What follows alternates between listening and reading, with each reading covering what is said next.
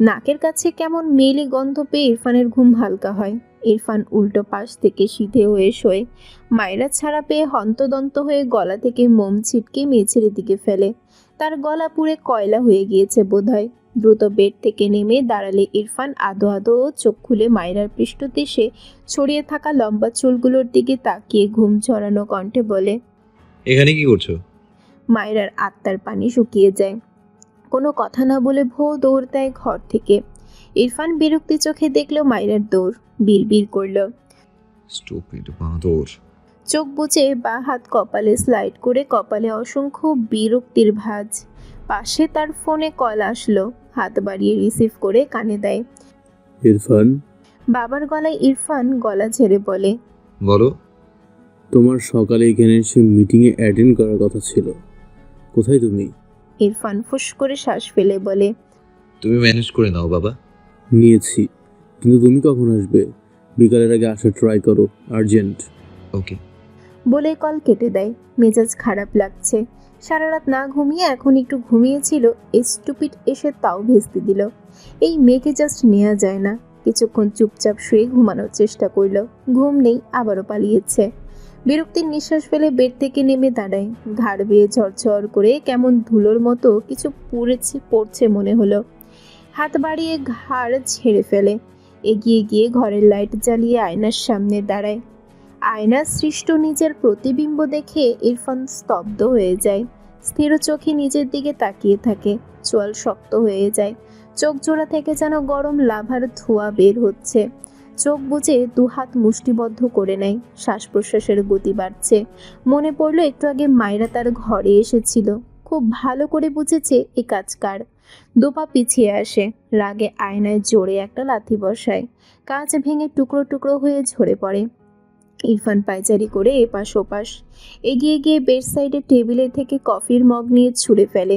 আবারও খানিক পায়চারি করে। তীব্র রাগে শরীর কাঁপছে, চিৎকার করে বলে, stupid girl, I swear I will just kill you.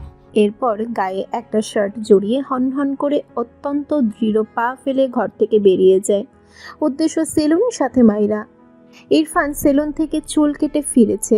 ডাইনিংয়ে দাঁড়িয়ে গম্ভীর মুখে চোখ ঘুরিয়ে খুঁজছে মাইরাকে। রান্নাঘর থেকে আওয়াজ পেয়ে সেদিকে পা বাড়ায়। পায়ের গতি দ্রুত। রান্নাঘরে মাইরা উল্টো দিক হয়ে ইরফানের ফুপির সাথে কথা বলায় ব্যস্ত। যদিও একটু পর পর পিছন ফিরে দেখছে, তার কথা হলো ফুপির সামনে ওই লোক কিছুই করবে না। ইরফানের ফুপি রান্নাঘরের দরজার দিকে চেয়ে বসে তরকারি কাটছে আর মাইরার সাথে টুকটাক কথা বলছে। সামনে চোখ পড়লে মাথা উঁচু করে তাকায় ইরফানের ফুপি। ভদ্রমহিলা কিছু বলতে চাইছিলেন, উচ্চারণ করে আর এগোতেই পারেনি ইরফানের চুলের অবস্থা দেখে। ইরফান নিজের চুল কাটবে এটা অসম্ভব। এই নিয়ে ইরফানের মায়ের সাথে কত কথা কাটাকাটি হয়েছে, কিন্তু ইরফান সে তার মতোই, কারো কথা শুনবে না। তার যা মনে হবে সেটাই। তাকে হঠাৎ এভাবে দেখে ভদ্রমহিলা ভূত দেখার মতো চমকানো দৃষ্টিতে তাকিয়ে আছে। মায়েরা ইরফানের ফুপির এমন অবাক হওয়া দৃষ্টিজোড়া দেখে নিজেও অবাক হয়। কি তার পেছনে? সে নিজেও পেছন ফেরার আগেই কেউ তাকে ঝট করে কোলে তুলে নিল। মায়েরা চিৎকার দেয়। ইরফান গটগট পায়ে তার ঘরের দিকে যায়। ইরফানের ফুপি বোধহয় বুঝেছে কাহিনী। তিনি দ্রুত উঠে পড়লেন। ইরফানের ঘরের দিকে যেতে যেতে বলেন। ইরফান কিছু বলল না। তার ঘরে গিয়ে পা দিয়ে ঠাস করে দরজা লাগিয়ে দেয়। মায়েরা ইরফানের কোলে ছটফটায়। ইরফান মায়রাকে ঠাস করে বিছানায় ফেলে সে হাঁটু মুড়ে বসে। মায়রা ভীত চোখে ইরফানকে দু হাতের ঠেলে সরাতে চায়, তবে ইরফান মায়রার দু হাত তার বাম হাতের মুঠোয় নিয়ে পেছনে চেপে ধরে। মায়রার গাল ডান হাতে চেপে রাগান্বিত চেহারায় দাঁতে দাঁতে পিষে বলে, কোথায় পেয়েছো এত সাহস? Stupid, speak up. মায়রা কেঁপে ওঠে আর চোখে একটু তাকায়। অতঃপর চোখ নামিয়ে মিনমিন করে বলে, আমি মানুষ বানিয়েছি আপনাকে, এখন দেখুন তো কি সুন্দর লাগছে। আগে আপনার মাথা মিনি আফ্রিকান জঙ্গল লাগতো, বুঝলে? ইরফান মায়রার গাল আরো শক্ত হাতে চেপে ধরে। মায়রা ব্যথা পায়, মৃদু আর্তনাদ করে। ইরফান সেইভাবেই বসা থেকে উঠতে নিলে মায়রা ভয়ে নিচের শরীর ছেড়ে দেয়। ফলস্বরূপ খাটের কোণা থেকে নিচে পড়তে নিলে ইরফান দ্রুত মায়রাকে তার সাথে আগলে নেয়। বিচলিত হয় মায়রার গালে হাত দিয়ে চিন্তিত কণ্ঠে বলে, হেই গার্ল, হোয়াট হ্যাপেন্ড? ইরফানের কাল রাতের কথা মনে পড়তে চোখে মুখে কেমন ভীতি ছড়িয়ে পড়ে।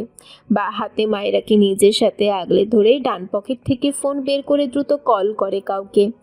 কেমন আছেন ইরফান ভাইজান? ইরফান বোধহয় বিরক্ত হলো, ছোট করে বলে, ভালো, তোমার বাবাকে পাঠাও, টাইম 2 মিনিট। ওপাশ থেকে ছেলেটা বলে। আপনি সদ্য ভাইদের বাড়ি এসেছেন?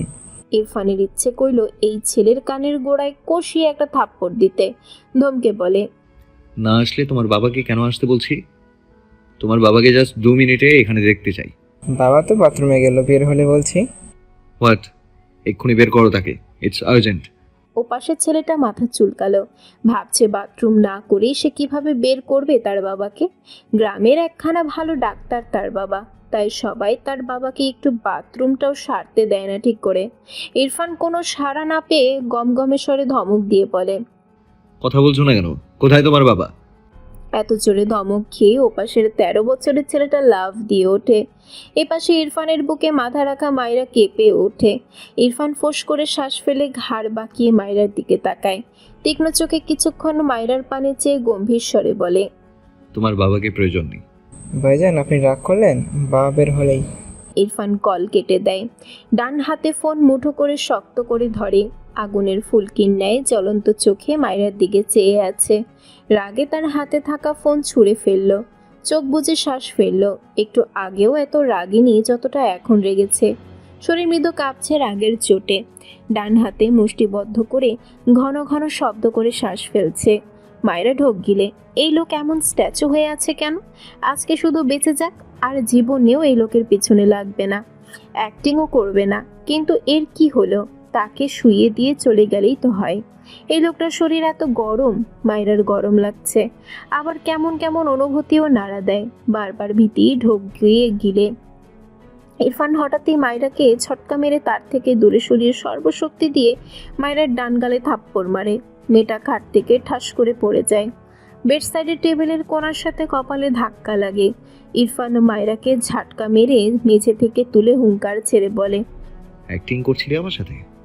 তোর জন্য আমার ঘাম ছুটিয়ে অ্যাক্টর হওয়ার প্র্যাকটিস করছিলি? মাথা কথাটা বলে ডান গালে আগের চেয়েও শক্তি খাটিয়ে আরেকটা থাপ্পড় মেরে দেয়। মায়েরা আবারও উল্টে পড়ে যায় মেঝেতে। বৈরফান জ্বলন্ত চোখে মায়েরার পৃষ্ঠদেশের ছড়ানো চুলগুলো দিকে চায়।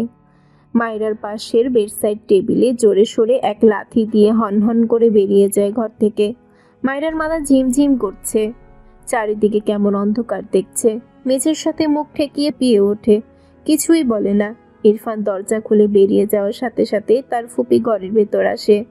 মায়েরাকে মেঝেতে এভাবে উপর হয়ে পড়ে থাকতে দেখে দ্রুত পায়ে এগিয়ে আসেন। এরপর মায়েরাকে টেনে তুলে মেয়েটার অবস্থা দেখে কেমন আঁতকে ওঠে। ঠোঁটের কোণ বেয়ে রক্ত গড়িয়ে পড়ছে। ফর্সা গাল মনে হচ্ছে চিড়ে গিয়েছে। ইরফানের ফুপি কি বলবেন বুঝলেন না। ইরফান মেয়েটাকে এইভাবে মারে নাকি? মায়েরা যে বাচ্চামি করে এটা তিনি জানেন, আর ইরফানের রাগও জানেন, কিন্তু এভাবে মারার ব্যাপারে তার মনটা কেমন বিষিয়ে উঠল। মায়েরাকে ধরে ধরে বিছানায় বসালে মায়েরা নিজেই এক কোণায় গিয়ে শুয়ে পড়ে। একটা কথাও বলল না। শুদ্ধর মা অবাক হয়, মায়েরার দিকে এগিয়ে গিয়ে বলে। মায়েরা চোখ থেকে বাঁধ ভাঙা অশ্রু গড়িয়ে পড়ে, ভাঙা গলায় বলে, আর লাগবো না। শুদ্ধর মা মায়েরার মাথায় হাত বুলিয়ে বলে। মায়েরা কিছুই বলল না, বাম কাত হয়ে শুয়ে চোখ বুজে রইল। চোখের পানিতে বালিশ ভিজিয়ে ফেলেছে। ইরফান প্রায় অনেক দিন হলো একদম মারে না। সে এর মাঝে কত দুষ্টুমিই করল, মারেনি তো। এতদিন পর হঠাৎ এভাবে মার খেয়ে মেয়েটা ভীষণ কষ্ট পায়। সে ভেবেছিল তার কাছে মায়েরা মার খেতে পারে। ওই লোক তো ভালো না, কিন্তু সত্যি সত্যি মার খাওয়ার পর কেন যেন মানতেই পারছে না। কথাও বলছে না কোনো, একা একাও কথা বলছে না। শুদ্ধর মা ঘর থেকে বেরিয়ে শুদ্ধর ঘরে যায়। শুদ্ধর ঘর থেকেই বের হচ্ছিল। ইরফানের অমন চিৎকার শুনে মূলত আসছিল। মাকে দেখে চিন্তিত কণ্ঠে বলে, কি হয়েছে মা? শুদ্ধর মা মন খারাপের চাপ লেপটে বলে। শুদ্ধ অবাক হয়ে বলে, আবার মেরেছে? শুদ্ধ শরীরের সার জড়াতে জড়াতে গম্ভীর গলায় বলল, এই জন্য মামার উপর আমার অনেক রাগ আছে। আমার সামনে এসব বলো না।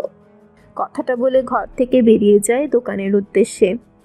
ইরফান তার গাড়ি হাই স্পিডে চালায়। গ্রামের ধুলোর রাস্তা, এখানে হেঁটে যাওয়ার মতো করে গাড়ি চালাতে হয়। সেখানে ইরফান ফুল স্পিডে গাড়ি চালাচ্ছে। আশেপাশে মানুষের অবস্থা খারাপ, পুরো রাস্তা জুড়ে ধুলোমাখা হয়ে গিয়েছে।